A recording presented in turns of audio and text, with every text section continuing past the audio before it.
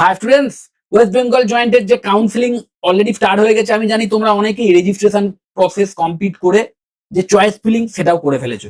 কেউ কেউ হয়তো চয়েস লক করে ফেলেছো, কেউ কেউ এখনো লক করোনি। আর নিশ্চয়ই জানো যে আগামীকাল মানে 5ই জুলাই 2026 চয়েস লকিং এর লাস্ট ডেট। আর যদি চয়েস লক না করো আগামীকাল কিন্তু অটোমেটিক্যালি চয়েস লক হয়ে যাবে। তো ওই চয়েস লক হওয়ার আগে, অটোমেটিক্যালি হওয়ার আগে অথবা নিজেই চয়েস লক করার আগে এই চয়েসের যে লিস্টটা সেটা আরেকবার ভালো করে দেখে নাও। কারণ আমি জানি তোমাদের মধ্যে এমন অনেকেই আছো যারা নিজের র্যাঙ্ক ভেবে ওই চয়েস লিস্ট করো, যেটা কিন্তু ভীষণ বড় ভুল একটা হতে পারে। নিশ্চয়ই জানো যে একবার চয়েস লিস্ট যদি তোমার লগ হয়ে যায় তাহলে আবার সেকেন্ড রাউন্ডে না যাওয়া অব্দি সেই চয়েস লিস্ট নতুন করে মডিফাই করতে পারো না, এবং নতুন করে যদি মডিফাই করতে চাও এক্সট্রা 500 টাকা ফিজও দিতে হবে, নিশ্চয়ই তোমরা জানো। তো যাই হোক, আমি তোমাদের সামনেই দেখতে পাচ্ছ একটি মক চয়েস লিস্ট রেখেছি। তোমার ধরো 50,000 র্যাঙ্ক আছে এবং তুমি ধরো এই টাইপের চয়েস লিস্ট করেছো। টোটাল 50টার কাছে চয়েস আছে, যেটা কিনা খুবই একটি লেজিট আমি বলবো। যত চয়েস এক্সট্রা রাখতে পারবে, যত এক্সট্রা ব্যাকআপ রাখতে পারবে, তত কিন্তু এই বিষয়ে শিওর হতে পারবে যে কোথাও না কোথাও একটা আমি চান্স পেতে পারি, এই বিষয়ে শিওর হতে পারবে। কিন্তু এই যে চয়েসের যে লিস্টটা সেইটা ভালো করে দেখে এইটা নিজেকে প্রশ্ন করো যে এমন কোন চয়েস আমি কি নিচের দিকে রেখেছি যে যেটাকে আমি একটু ওপরে রাখতে চেয়েছিলাম, মানে আমার প্রেফারেন্সের দিক থেকে যেটা একটু ওপরে থাকার কথা, কিন্তু আমি সেটাকে নিচে নামিয়ে দিয়েছি। কেন না, আমার র্যাঙ্ক কম, এই ভেবে আমি সেটাকে একটু নিচে রেখে দিয়েছি। উদাহরণ হিসেবে যদি বলি, ধরো তোমার ইচ্ছা, তোমার বাড়ি ধরো সোনারপুরের কাছে, এবং সোনারপুরের future institute of engineering and ম্যানেজমেন্টের আইটি যে ডিপার্টমেন্টটায়, সেটাতেই পড়াটা তোমার ড্রিম একটা ইচ্ছা ছিল হয়তো। আমি এটা উদাহরণ হিসেবে যা বলছি।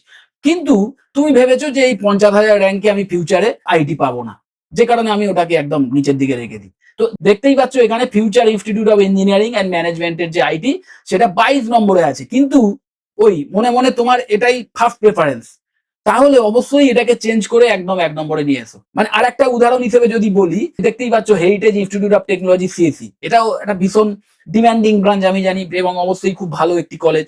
তো এই কলেজের এই সিএসি 50,000 র্যাঙ্ক শুনে তোমার মনে হতেই পারে যে এই 50,000 র্যাঙ্কে হেরিটেজে সিএসি কখনো পাওয়াই সম্ভব নয়। ওকে, কিন্তু এই পাওয়াই সম্ভব নয় এটা ভেবে তুমি যদি তোমার ওই পছন্দের তালিকায় যদি এটা 1 নম্বরে থাকা সত্ত্বেও এটাকে যদি তুমি নিচের দিকে নামিয়ে দিয়ে থাকো না, তাহলে কিন্তু ভুল করেছো। যদি এটাই তোমার ড্রিম ব্রাঞ্চ হয়ে থাকে, ড্রিম কলেজ হয়ে থাকে, তাহলে এটাকে 1 নম্বরেই রাখো, এবং সো অন।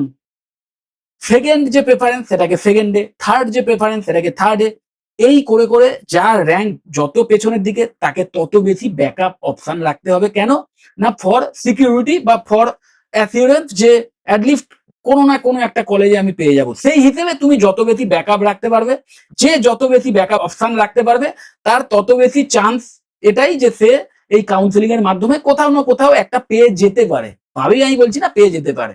ওকে, তো as many as possible backup রাখো, এবং সেই ব্যাকআপ অপশনেও মাইন্ড ইট, সেই ব্যাকআপ অপশনও যেন র্যান্ডমলি করো না। সেই ব্যাকআপ অপশন গুলো যখন রাখবে সেখানেও কিন্তু যেন নিজের প্রেফারেন্স ওয়াইজ হয়। নিজের র্যাঙ্ককে একদমই মানে মাথা থেকে সরিয়ে দাও, নিজের র্যাঙ্কের কথা মাথা থেকে জাস্ট সরিয়ে দাও। সরিয়ে দিয়ে যদি 50টা হয় 50টা, 60টা হলে 60টা, 70টা হলে 70টা, যতটা সম্ভব যার র্যাঙ্ক যত পেছনের দিকে তাকে তত বেশি কিন্তু চয়েস রেখে দিতে হবে ফর ব্যাকআপ অপশন। এইভাবে যদি তুমি চয়েস লিস্ট একবার বানিয়ে ফেলতে পারো, তাহলে অবশ্যই সেটা এখনই লক করে দিতে পারো, অথবা আগামীকাল এমনিতেই অটোমেটিক্যালি লক হয়ে যাবে। আর তার সাথে সাথে এটাও তোমাদের বলে দিই যে এই কাউন্সিলিং রিলেটেড কোনো হেল্প তুমি অন্য কারোর থেকে নিতেই পারো। সে তোমার বন্ধু বান্ধব হতে পারে, বাড়ির বড়দের থেকে তো বটেই, প্লাস কোনো কলেজ থেকে যদি কেউ ফোন করে বলে যে আমরা আপনাকে এই কাউন্সিলিং রিলেটেড হেল্প করে দেবো, বা কোনো কনসালটেন্সি থেকে বা কোনো থার্ড পার্টি সোর্স থেকে যদি এরকম অফার আসে যে আমরা আপনাকে হেল্প করে দেবো কাউন্সিলিং রিলেটেড, তার থেকে হেল্প নিতে পারো। কিন্তু হেল্প মানে হেল্প, জাস্ট তার থেকে সাজেশন নিতে পারো, বা ধরো কোনো টেকনিক্যাল ব্যাপার বুঝতে পারছো না, সেই টেকনিক্যাল ব্যাপারে হেল্প নিতে পারো। কোনো রুলস অ্যান্ড রেগুলেশন রিলেটেড বিষয়ের জন্য যদি কোনো কনফিউশন হয়ে থাকে, তাহলেও তার থেকে সেই যে কনফিউশন সেটা ক্লিয়ার করে নিতে পারো। ওকে, এইটুকুই নাও। কিন্তু যদি কেউ বলে যে আমাদের লগ ইন আইডি পাসওয়ার্ড দিয়ে দিন এবং ওটিপি গেলে আমাদের দিয়ে দিন, আমরাই আপনার হয়ে একদম চয়েস লিস্ট বানিয়ে দেবো, আমরাই এমন ভাবে চয়েস ফিলিং করে দেবো যে আপনি বেস্ট কলেজে পেয়ে যাবেন, ওকে, এইরকম যদি অ্যাসিওরেন্স কেউ দেয়, তাহলে সেই সমস্ত যে অফার না তার থেকে 100 হাত দূরে থাকবে। কারণ ম্যাক্সিমাম ক্ষেত্রেই কিন্তু আমি দেখেছি এইগুলো খুব ম্যানিপুলেটিভ হয়। দেখো আমার ভিডিওতেও আমি নিচে দেখেছো নিশ্চয়ই যে কাউন্সিলিং রিলেটেড হেল্প ডেস্ক বলে দুটি নাম্বার দেওয়া থাকে।